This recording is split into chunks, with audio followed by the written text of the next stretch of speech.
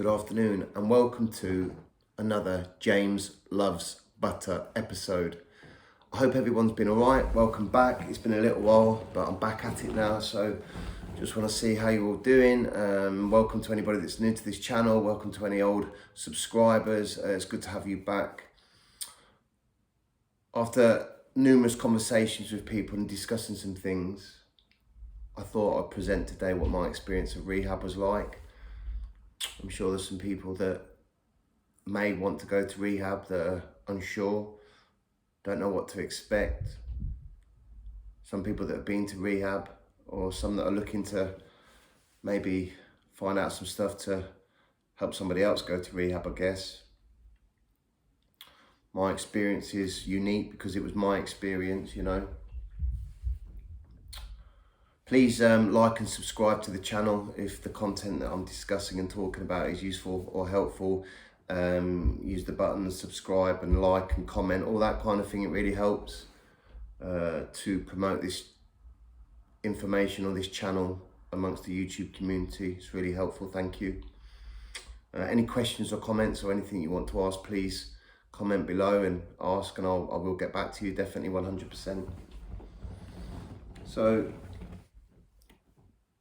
rehab. There's so many different rehabs out there. I can talk of my experience. I'm not going to name any names. I'm going to keep it all loosely based around some stuff without saying too much, but hopefully I can answer some questions within that. I entered a rehab facility in 2014. First and foremost, I want to say that anybody wants to or needs to go to rehab, it certainly gives you an amount of time to clear your head, to perhaps detox, or most definitely detox in my case, to enable some clarity, some thought, to be able to be what wants to do when they move forward, or to engage with recovery of some description, whatever that is for you or what you want that to be in moving forward. I think one thing is really pertinent. One has to look at one's own motive for going to rehab. So if one is going to rehab to please somebody else, or to keep a job, or to salvage a relationship, not always, but 9 times out of 10, if you're doing it for external things or for somebody else, but deep down you don't really want to do it, or you've still got a lurking notion that you want to drink and use, and that's not to say abstinence-based recovery is for everybody, and that's not always the case. Some people need to go into rehab just to sort of detox off certain substances, and then they can go off and drink like a gentleman, depending on what your substance is or your drug of no choice was, or whether you suffer from addiction, alcoholism. There's various different things within that, which takes personal conversation. For me, as I'd explained in some of my previous videos, I've been wanting to go to rehab since I was about 21, and I ended up going when I was 36. So, as a result of my alcoholism and drug addiction, my life, my circle had become so small. As you know, I was living in a homeless shelter. It was absolutely, it was dire, it was horrendous. I'd lost everything worthwhile in life. And primarily, more importantly, the most important thing is I did not want to be using or drinking anymore. I'd gone on years past the point of no return. I wasn't enjoying it anymore. However, it was giving me it was blotting out the intolerable situation that I was going through, for sure. Absolutely. It was escape. It was forgetting where I was and what I'd done or not done within my own life. So when I finally got the opportunity to go to rehab, oh my God, I was absolutely, words cannot describe. I was over the moon. I was absolutely relieved, happy, excited. I'd read enough and researched enough in my time on this planet, in institutions, seeking escape, seeking an answer about, and read enough books and autobiographies around people that had gone to rehab to know that, yeah, I was ready for it. I wanted it. I couldn't wait. So as you know, I described in some of my last videos, you know, it's sort of been a bit of a story and a theme going along that, you know, when I got that opportunity for a support worker in this homeless hostel that got me an opportunity to go to rehab, I had to detox off some, well, I had to reduce off a methadone script. I had to start sort of limiting my crack and heroin use. Ironically, I was using high strength cider to sort of minimise my drug use. But it's how I sort of managed to sort of lower my intake, so to speak, although I was not realising that I was increasing my intake on alcohol, which was going to have another effect on me once detoxing. Anyway, all that aside, I went in and, like I said in the previous video, by the way, just to say to YouTube, I'm not condoning any drug use or any criminal activity or any illicit behaviour or activity. I'm just giving you a retrospective of my past life before I found my own type of recovery. There's many different types of recovery out there. For me, it had to be abstinent based. So arriving at that place, I walked through the door and I was absolutely emotional. I was so happy, I was tearful, but tears of joy, relief, being removed out of the situation that I was in to be given another opportunity. I knew deep down within that this was going to be it for me, and I'm going to make the most of this opportunity once I enter this facility. And intuitively, this facility felt right to me. For me, I'd been to visit before. I felt safe there. It felt peaceful, calm. It had its moments, mind. This is going to be part one of this story anyway, but I'm just going to show you how my mind was, the delusion that went on within my own mind, the minimization of the amount of substances that I took, which is incredible, really. So I'd gone in, I took the breathalyzer, I'd failed that, I had to chill for a couple of hours. Once that subsided, I met one of the members of staff that worked there that was also in recovery, which was really helpful and useful for me to see another male that had been through, as I got to know him, been through the same kind of scenarios that I had been through, and he also entered that facility himself and recovered through that place and some other stuff, and he was now in a position to sort of share his experience with me, actually, and I found that really useful. You know, I was always one of those guys that, you know, would say to you if you tried to talk to me about addiction, or, you know, you've just read this from a book, haven't you, or you've not really experienced what I've gone through, and 9 times out of 10 the answer was no, I haven't actually. But this time, this first person had. When I'd taken my baggage upstairs into the room, they have to do a search and a check of your property and belongings to see that you're not bought any sort of illicit substances or any paraphernalia, or sometimes by mistake you can bring something in, because if you've been living a life of, you know, alcoholism and drug addiction, you know, you can find things in your bloody little pocket, your sock, all sorts of things. So, you know, we were searched and checked, and as this guy was looking through my stuff, you know, and looking at that, what he was looking at the age of 36, what was left, or what was the result of a life of addiction, crime and prison and alcoholism, was not much. I had some clothes, some dodgy old tracksuits, probably fake Nike and Adidas tracksuits at that. A multitude of pictures that I'd kept along the years. Some were almost trophies of a life gone before, some were of my child, some were of an ex-partner or a current partner, or stuff that had gone on. But there wasn't much to show for 36 years on this planet. Bear in mind, I'd lost most of my properties. I'd lost a couple of houses along the way and things confiscated, and prison sentences. I ended losing all my property. So yeah, I didn't have much to, you know, pretty real sad existence, to be honest. So I went through that process, and I don't think I particularly had anything that was untoward. I think I had a couple of pictures that were distasteful, sexual in nature, something like that. Just a couple of naughty pictures, basically, which were removed, which was fine. And that was that. I remember walking downstairs and there was a smoking area in the courtyard of this facility, and there was a guy sitting there with his hood up, I believe, and he was sitting there smoking a roll up, and I gravitated towards him, and we had a journey together. This guy, his name is James, like myself, and he goes, "Oh, hi, I'm James." I went, "Oh, I'm James too," and we introduced each other to each other, and he actually had the room next to me, and he'd already been he'd been through a detox at a detox facility before he came into this place. However, yet I'd come in and I'd not detoxed yet, so I had that all to come.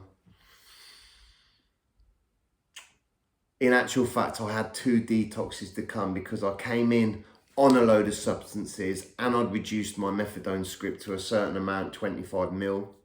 Then I would have to level out on the drugs that I was coming off whilst maintaining on my methadone script, and then I would have to do another detox off my actual methadone script. And on reflection and paraphrasing some conversations that went on, there went something like this, which I'm just trying to highlight the delusion of really what I was going through and where I was living and what my life would become, and the substances I was using, abusing. So James said to me at some point around this conversation, "How you doing? You've been using much?" And I was like, "No, not really." Which in hindsight is absolutely ludicrous, because when I started to discuss and talk about what I'd been using relative to somebody that was clean, abstinent and not using and detoxed all those off those substances, it was ridiculous. This is not big, this is not clever, this is not me trying to say that I used this amount of drugs, because actually there'd been times in my using career that I'd used a higher amount of drugs. But at this point, what I was using weekly was, so at least 3 litres of high strength cider a day, thrown in with a few cans of high strength lager. So there's the alcohol. I was also using, before I just quickly detoxed down to 25 mil, I was taking 50 mil of methadone a day. So we're on 3 litres of high strength cider, a couple of cans of high strength lager, 50 mil of methadone, which is an opiate replacement, which I just used on top of that. I would at least at that point, because I was trying to minimise, not use, but I'd always use once a day. So I would at least use a culmination of 30 pounds of crack and heroin a day that I was using intravenously, injecting. So I would wash up the crack and heroin together to make a snowball. You mix it with citric and water, and then you put it up and you inject it. So there was that. I was also taking, when I could get them, so it'd be once or twice a week, between 5 and 10 Valium diazepam a day. Or when I would get them, I would take that whole quantity. Also, a number of Zopiclone, which are a sleeper. If you go to sleep on them, if you don't, they have another effect, which gets you into all sorts of trouble, which will be saved for another story another day. I was also smoking fentanyl. My friend was going through cancer treatment, and he was getting these fentanyl patches, which he would stick on his arm, which I explained to him there's a way that we can extract the fentanyl. And in a nutshell, you can extract the fentanyl off this patch and then you can smoke it. So I was 3 litres of Frosty Jack's high strength cider, a few cans of high strength lager, at least 30 pounds worth of crack and heroin, Zopiclone, diazepam, fentanyl, and I was drinking at least 200 ml of Oromorph a day, which is what my friend was being prescribed for his cancer treatment. And I said I wasn't using much. See, my alcoholic and drug addicted life had become normal to me, and actually through talking to a friend at the weekend, actually, it was because I didn't have enough of what I needed at that point that I thought I wasn't using much, if that kind of makes sense. You know, there was times when I would have had, you know, 500, 600, 700, £800, and I could have spent that in the day on crack and heroin. You know, relentless, or you know, when I was into the process of injecting cocaine, you know, you can get through a lot of cocaine whilst injecting it intravenously. And he looked at me when I said this. Bear in mind, he detoxed off some of these substances, and when he looked at me as I was explaining this, he goes, "So you're using a hell of a lot then?" And I was like, "No, not really." Anyway, throughout this process, you know, we talked, we became good friends actually. But you know, what I'm trying to explain is when I went to bed that evening, I really started to feel over the next week detoxing off all these other different substances, and it was rough. Yeah, but I'd been through detoxes before, so I knew what to expect. So that took a few days or about a week, something like that. And then I started to level out, and I really thrust myself into the routine and regime within this rehab. And that would have consisted of something like this. Bear in mind, it was a while ago now. I would have got up in the morning, gone and had some breakfast. After breakfast, we go into sort of I'd call it, by night it was the lounge, by morning it was a day room where you go and sit. It was quite informal, but chairs went all around the side, and what you do, things like daily readings, daily reflections. Sometimes a guy would come in that was, I don't know, a pillar of the community, or somebody that lived a certain way of life, maybe from a certain religious denomination, or maybe somebody that was a scout leader, or, you know, somebody that was or involved with the place that we were in. And he would come and do a little talk or a reading, and we'd share and talk back. And you know, it was just a quick 15, 20 minutes, and you know, we'd finish with a prayer or something like that, or a group hug, which was quite nice, just to start you off for the day. And then I guess the routine and regime of each day was slightly different, but it consisted of various different things within it. So there was a room at the back of the rehab, and it was a lovely place, lovely plants, lovely flowers, gardens. There was a little pond. There was an art room. We had a chef that did the cooking, that provided the lunches and the evening meal. But we helped within the washing up and some of the cooking. We cooked at the weekends, that sort of thing. So there was a room at the back that was almost like the treatment room where we would go in. You'd also have a room downstairs if you were prescribed any medications that you would get. Me, I was on methadone and then started to reduce off that. I would get it from the chemist daily. I'd be escorted over there. But it was a very safe environment, but we were allowed a little bit of freedom within the village. You're also assigned a buddy that had been there a few weeks, that he would turn around and sort of, you know, help you and show you around and sort of make sure you get to places on time and what's happening, and highlight the timetable to you. You'd be given different bits of literature upon arrival that belong to various different mutual aid meetings, which I'm not going to go into detail, but I will ask any questions if you message me or talk to me about some stuff. That's fine, or private message me, that's okay.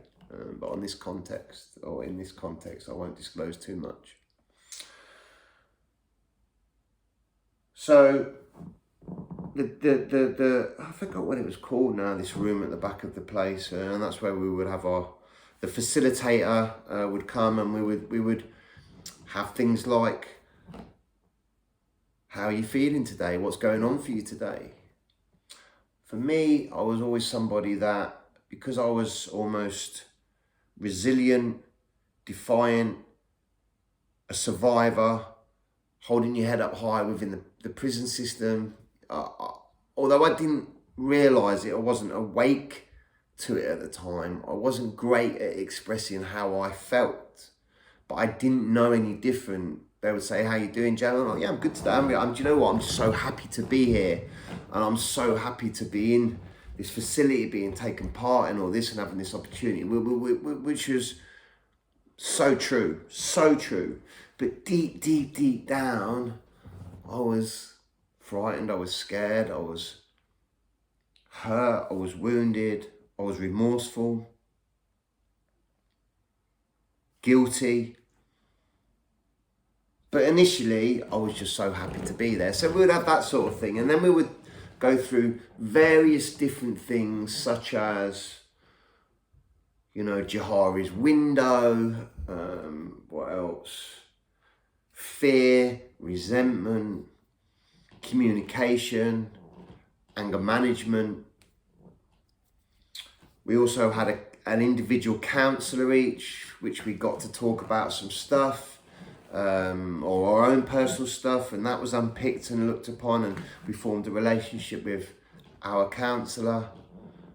We had one-to-ones with our support worker. You'd also have the dynamic between the residents, which was, for me, quite difficult, quite challenging. There were some characters in there that were in there for the wrong reasons. Ulterior motives, whether that be trying to stay out of prison, trying to fix a relationship, just trying to do an MOT and then want to go out back and use. Some people hadn't really conceded that they'd really suffered with this condition, or whether they were an addict or an alcoholic. They just wanted to go back out and drink like a gentleman, which is fine. So all sorts of different factors. You got a lot of people a couple that had come in from the prison system that were just like meatballs walking around in prison vests or gym vests, like they're on the landings, which I didn't like too much. And then when there was me that was really sort of brand new, but really willing to change, to be different, to not go back. That's what I'm really trying. I did not want to go back. I was done. I was finished. So I made it I was very awake to the fact that the residents within that place, on the whole, apart from one guy, James, that we really connected, had got nothing for me. They could not teach me anything apart from the fact that watching how they were conducting themselves and how they were behaving, the lesson was this: I ain't doing what they're doing. I'm too old for this and I do not want to go back. So watching these guys getting up to things with, what do I mean by that? Still involved in dodgy behaviours. Still, obviously we weren't allowed phones in that arena. You know, there was a payphone that we could use after 2 weeks, and you know, you weren't supposed to be in relationships or see people within that vicinity, you know, all that kind of thing. You know, you weren't obviously allowed to drink or take drugs. However, that didn't stop people going out drinking still at the local pub. People got caught doing that, or people were seeing girls in the local village and they got caught doing that. They'd get warnings, or they'd have to move out for a bit and maybe come back. All that kind of stuff. And this is all stuff that I would have done in my past. Don't get me wrong. I'm not trying to make out that I'm a bloody saint. This is stuff that I would have engaged in, but I was now at a point that, like, no. It was almost like I had an out-of-body experience. It was like you'd have groups on these issues that people were involved in these sort of behaviours, you know, and it was almost like my chair pulled back and I had an out-of-body experience looking down on everybody that was exhibiting these behaviours, and I was just like, I'm not trying to say I'm a saint or I was a saint at that point, but I was definitely willing to learn and take heed to looking at other people's mistakes. So they did teach me a lesson because I was looking at their mistakes and making sure that I did not make the same mistakes. So because of this, I kept myself very close to the members of staff within this facility, because they definitely had something that I wanted, yet the residents definitely had something that I didn't want at all, which was relapse, using, being kicked out, dodgy behaviours, that same lifestyle as before that I didn't want. I was done with it. I'd spent so many years in institutions and prisons and hostels, on the streets, losing jobs, losing houses. You know, I didn't want it anymore. So I became bloody compliant. And it would almost seem to some that I was being compliant for compliance sake. people pleasing, but I wasn't. It was genuine. I wanted to suck in the information from people that had got out of this thing, escaped, and were now living an abstinent-based lifestyle and happy with that. And fundamentally, there was something different about these guys, that they'd changed and they weren't being dictated to by fear. They were transparent and they were genuine and they really wanted to help me, and they could look me in the eye and I could look in their eyes and it was sincere. So I was, in that with some members of staff. So I got called teacher's pet, like the from the school days, or you just want to be prefect and all that kind of thing. And it was a difficult time, because I thought, for once I'm doing the right thing, I was being ostracised by the collective of people within, not all of them, but the residents, because what I was doing within there, I was progressing. I was being offered things and I got to do some voluntary work. I was engaging. I went through a process of some family counselling when my family came up, and we sat in a room with my counsellor after discussing many issues, and we looked at some stuff and we had some frank and honest conversations. When my mum and my auntie came to visit me, they could see there was something different about me, that I was really into this thing, this recovery thing. I've jumped a little bit, but actually what happened is, in this process, so I detoxed off the illegal substances that I was on within the first week, which was rough. And then I leveled off and tapered off into the point of just being on my methadone script, which was 25 ml first week. Then I dropped down to 20 the next day. Then the week after 15, then the week after 10, the week after 7, 3, and then 1, and then off. So that was a 4-week period of reducing, doing a methadone reducer. The first few drops from 20 to 15 to 10, I was fine. So I actually became under a false sense of security of being really engaged in everything, because I felt well, if that meant. Although I was on a methadone script, it was a small amount. My mind had cleared of all the illicit substances. I was being pretty well balanced and level-headed. And I started to feel okay. Then once I started to get down to the 10 and to the 7, it was now in the post, special delivery.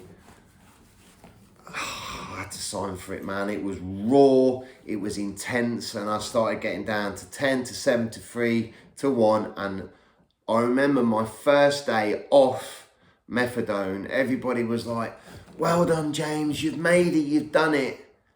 And I was like, are you freaking kidding me? If you never understood a methadone, because I know a methadone detox is a good 2 or 3 weeks of absolute hell, torture, non-sleep, no sleeping, tossing, turning, tears, anger, frustration, wanting to use something to get rid of the pain. So it was almost like I found it offensive when somebody said, "Well done, it's your first day clean, James." I was just like, are you freaking kidding me? Do you know what I've got? Anyway, they were just being nice and kind, in respect. But I knew what was coming because I've been through it so many times. And yes, it was absolutely disgusting, this detox. It was horrendous. However, I knew that I wasn't going to use again. That option just was not there for me. And what do I mean by that? I could see the truth. I could see that, yes, I could have gone to the local town, and scored on a weekend break or something like that, or after, I could have done that. But I could see that would just be temporary relief. Then I'm going to get kicked out of this place because it would have been obvious.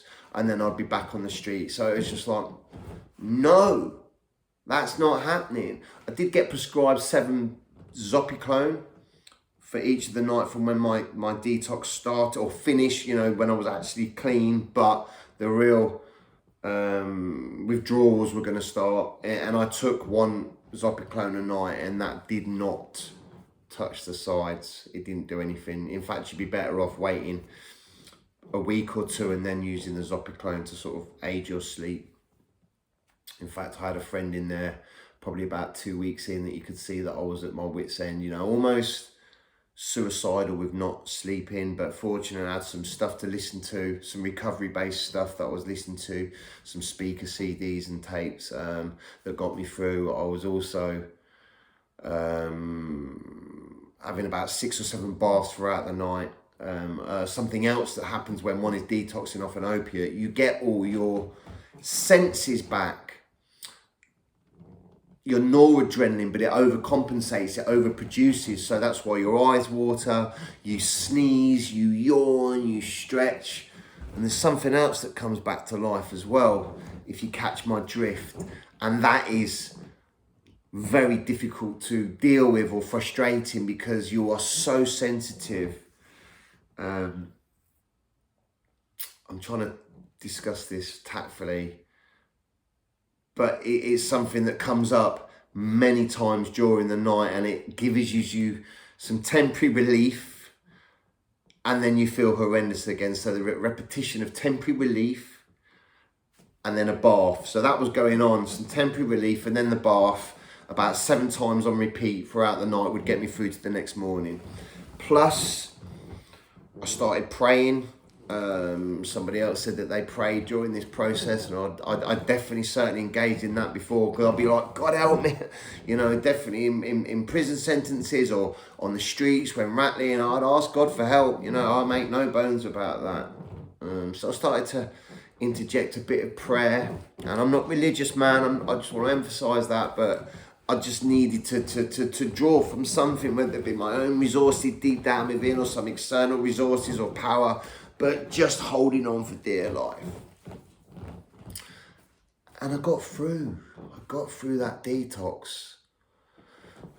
It makes me shiver to think about it. It was, you know, it was almost 8 years ago, but it is deep down within. You know, I still wake up every morning and thank God that I'm not chained to a chemist anymore, like liquid handcuffs, that I don't have to rely on another substance to make me feel well or normal. You know, so I got through the detox, and then I really started to become awake to what was really being spoken to in there, but I was hypersensitive as well because my emotions were coming out.